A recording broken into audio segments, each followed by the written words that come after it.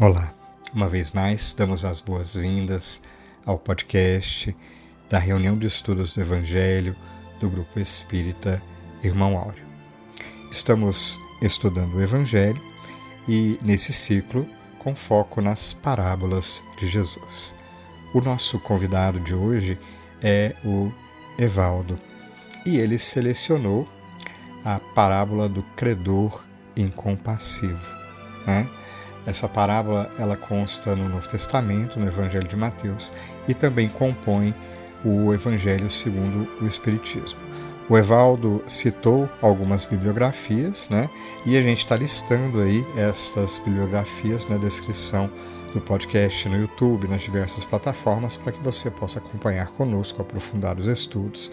A gente vai ver que o Evaldo faz diversas considerações importantes para a nossa reflexão. Então já te convidamos para, além de ouvir o podcast inteirinho do começo ao fim, né, buscar as obras complementares que estamos disponibilizando e também, como extensão, teremos a nossa live, né, que é transmitida pelo YouTube, pelo Facebook, né, fica gravada e disponível para quem quiser assistir depois, onde a gente vai ter a oportunidade de ampliar os comentários, fazer outros comentários, estender as perspectivas, enfim, continuar estudando e aprofundando o estudo da doutrina espírita. São momentos de muita reflexão, de muita provocação, e a gente convida, então, para que você esteja conosco sempre. Aliás, a gente reforça esse convite, bem claro, porque contamos com a participação de todos, da forma como puderem, na forma como quiserem,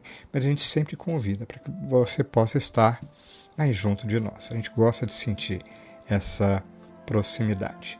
Ao final, teremos o nosso também já tradicional momento de oração e te convidamos. Iniciaremos com uma poesia de Maria Dolores, te convidamos a fazer a oração naquele momento em que a gente se recolhe, abre os corações e caso seja de sua necessidade ou de seu interesse, você pode colocar um recipiente com água e juntos rogaremos pela assistência dos bons espíritos que certamente estarão ao nosso lado. Dito tudo isso, faremos então novamente o nosso convite. Vamos ouvir?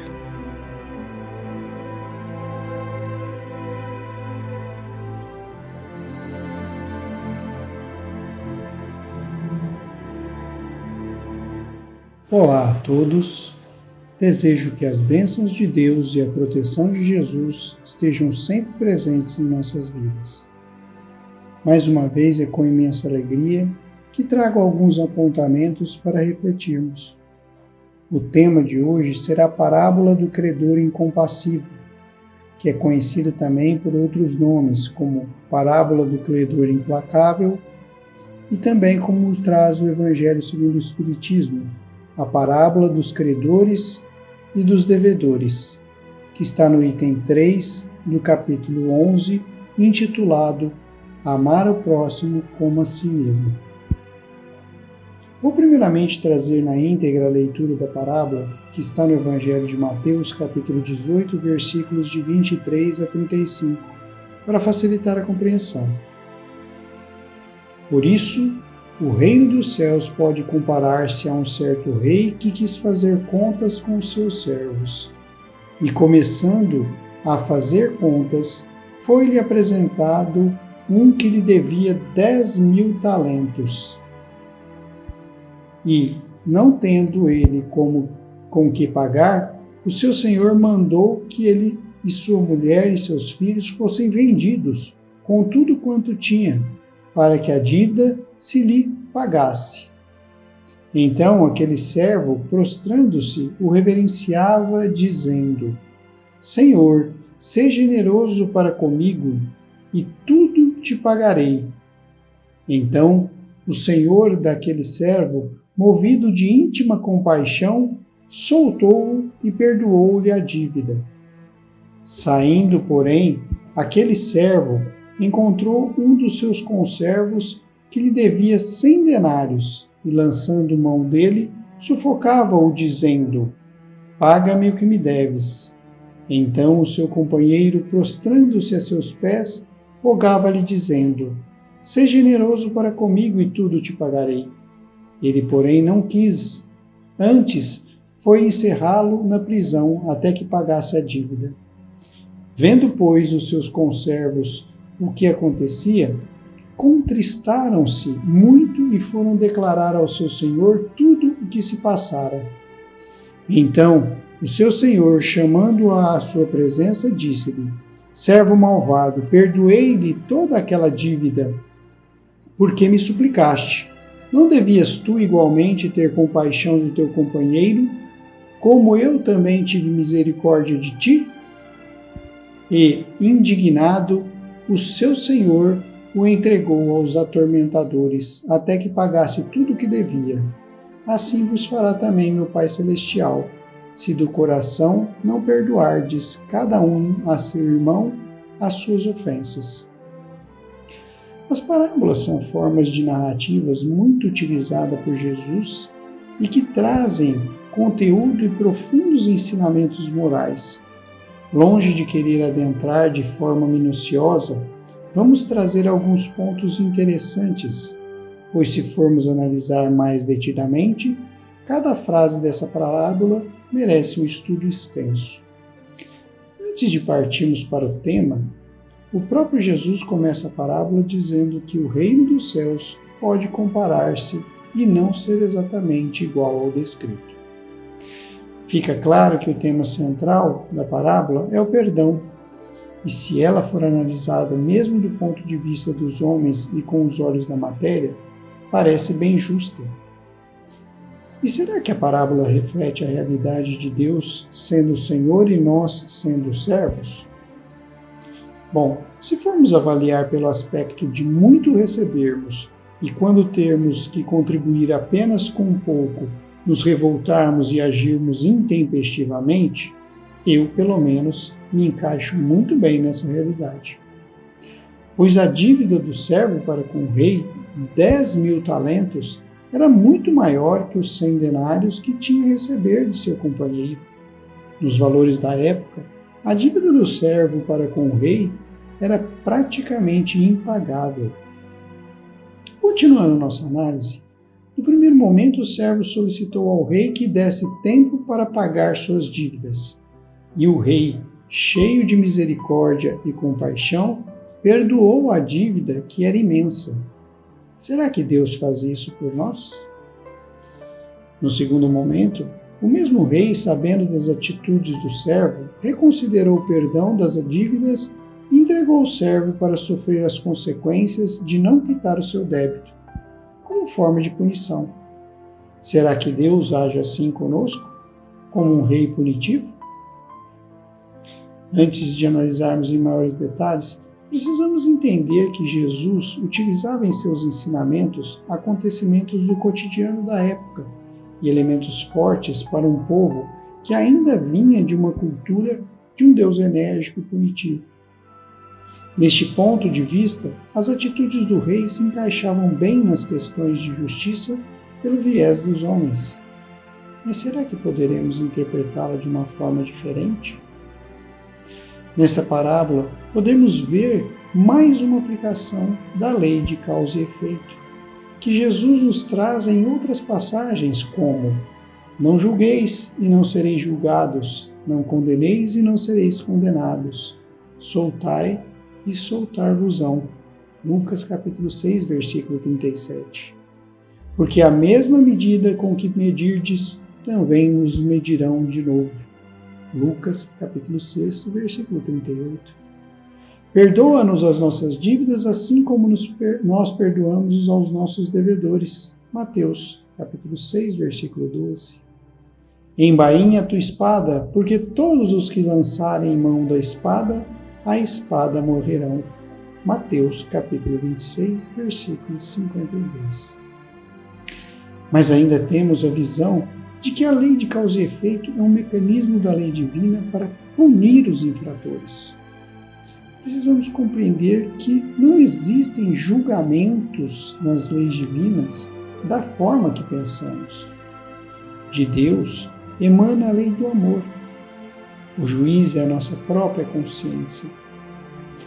Joana de Ângeles nos diz: a lei de amor origina-se em Deus, é natural, encontra-se em toda a parte como expressão de ordem e de valor, nunca se inclinando em favor de determinada pessoa ou grupo social específico, pairando soberana acima de todas as injunções humanas.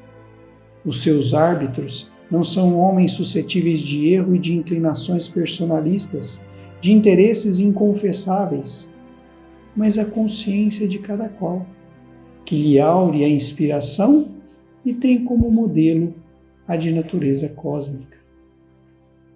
Quando olhamos o perdão, temos a falsa impressão de que quem é o beneficiado é quem recebe o perdão, e na realidade é quem perdoa. E a explicação está justamente na energia do amor que paira em todo o universo. Estaremos sintonizados com ela quando as nossas atitudes estiverem de acordo com os ensinamentos de Jesus.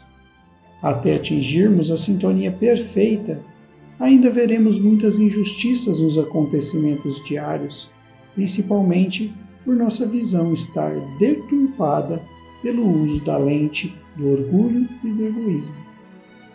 Não é por acaso que Kardec colocou essa passagem no capítulo Amar ao Próximo como a si mesmo. A lei de causa e efeito não pode ser vista como simplesmente um julgamento e aplicação de sentença pelos erros que cometemos, pois não é bem assim que funciona. Independentemente do quanto erramos, Deus nos dá sempre novas oportunidades para mudarmos as nossas atitudes. Tudo o que acontece em nossa vida é uma medida educativa e nunca punitiva, no sentido que atribuímos. Só que temos que entender que as oportunidades virão com as restrições e dificuldades necessárias para o nosso êxito. As dificuldades de restrição, na maioria das vezes, vêm com a perda de muitas coisas que damos valor, principalmente de cunho material, como questões financeiras, semelhantes às da parábola. Ainda devemos entender que podem vir com a privação temporária da convivência com entes queridos e outras formas determinadas pelas leis divinas. E aquele êxito citado anteriormente é o início da mudança e nunca uma cobrança que não erremos novamente ou cometamos outros erros. E sem contar que a grande maioria das dificuldades que aparecem em nosso caminho são frutos das nossas próprias ações e comportamentos desequilibrados, muitas vezes nos rebelando contra a lei. Deus nos perdoa a todo momento, respondendo a uma das perguntas anteriores. E Jesus nos ensinou que não existe limite para o perdão quando disse para perdoarmos 70 vezes, 7 vezes cada ofensa. E por que funciona dessa forma? Para essa resposta, trago um trecho do estudo de Parábolas e Ensinos de Jesus da Federação Espírita Brasileira. O perdão se reveste de grande poder moral porque se fundamenta na lei do amor e da caridade. Assim, se pretendermos banir os males do mundo, devemos cultivar o amor que se compadece no serviço que constrói para a felicidade de todos. Quando estamos no início da caminhada, normalmente começamos o processo de aprendizado do perdão como se fosse uma recompensa ou mesmo uma troca. Vou perdoar para ser perdoado. É desta forma que vemos. Diriam, mas não pode ser assim. Jesus disse que tem que vir do coração. Mas o vir do coração é o final do processo. E Jesus entende isso, tanto que na análise dos pesos das dívidas na parábola, não é apresentado ao servo a possibilidade do perdão de uma dívida enorme, e sim de uma pequena quantia. Hoje, o que conseguimos, talvez, seja o não revidar a ofensa. E se estamos conseguindo, já é um passo. Por isso que Deus nos dá novas oportunidades, pois somente conseguiremos construir o perdão do coração depois de muitas oportunidades para perdoar. E não importa em que fase estejamos, sempre receberemos as oportunidades de acordo com as nossas necessidades, tendo todas as possibilidades de agirmos da forma correta para o nosso progresso espiritual. E conforme formos caminhando no processo de aquisição da capacidade de perdoar, sentiremos cada vez mais o amor preencher o nosso ser e não precisará qualquer outra forma de recompensa, além de termos essa maravilhosa sensação. Sabemos que estamos longe desse estágio, mas a única maneira de chegarmos ao lugar almejado é dar o próximo passo em sua direção. Conforme formos compreendendo o verdadeiro sentido da vida, não olharemos as dificuldades ou mesmo as ofensas como obstáculos ou algo negativo para nós, e sim como uma bênção de Deus para sermos úteis, servos fiéis alocados no campo de trabalho, para servir e não para ser servido. Somos os servos que têm uma dívida enorme com o nosso Senhor. E o pagamento é com a multiplicação das benesses que recebemos através da prática do bem, onde quer que estejamos. E para finalizar a nossa reflexão, e nunca perdermos a esperança e não esquecermos a nossa meta, vamos lembrar da melhor forma de se registrar com a linda oração do pequenino de Assis. Senhor, fazei-me instrumento de vossa paz. Onde houver ódio, que eu leve o amor. Onde houver ofensas, que eu leve o perdão. Onde houver discórdia, que eu leve a união. Onde houver dúvida, que eu leve a fé. Onde houver erro, que eu leve a verdade. Onde houver desespero, que eu leve a esperança. Onde houver tristeza, que eu leve a alegria. Onde houver treva, que eu leve a luz.